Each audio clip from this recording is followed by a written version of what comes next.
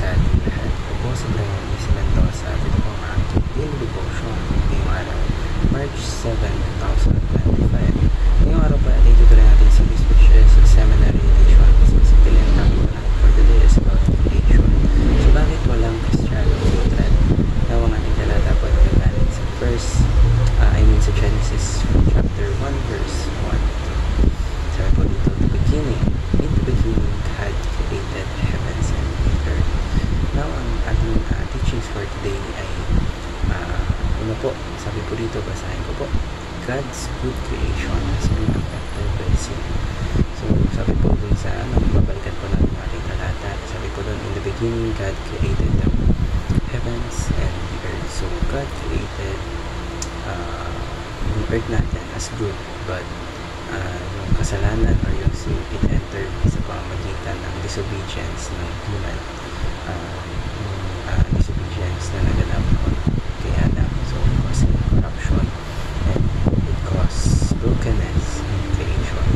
Kailangan po, there is no neutral. So, wala po neutral. There is only good and there is bad. So, every part of our lives, it falls into either good or bad. So, wala pong neutral. So, dapat we must choose to live according to God's way or against it. Ito po, God is redeeming the fallen creation. So, sa pamamagitan po ng creation, it was affected by sin. So, God is at work para i-redeem and para i-restore po ito sa pamamagitan po ni Jesus Christ, wherein it offers salvation. So, paano po natin ma-apply mga katuruan na ito? Ngayon po tayo itadako sa ating application. So, ano po? Interpret the world using the biblical worldview. So, ano po? Origin, creation. So, yung mundo po natin began as good, purposeful creation by God. And then next po is yung problem. So, dito na po tayo nahulog sa kasalanan. So, sin entered or it brings brokenness and suffering. So, after po natin makuha sa kasalanan, meron naman po solution or redemption. So, ito po ay sa pamamagitan ng Jesus Christ where He offers redemption, restoring us and creation. So, lastly po is destiny completion. So, ultimately, God will make all things new wherein it brings about perfect restoration sa pamamagitan po ni Jesus Christ. So, ikalawa po, let's check the idea of neutrality.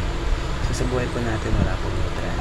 We must actively choose between things na naka-align sa ating Panginoon and last but not the least po, serve in God's kingdom.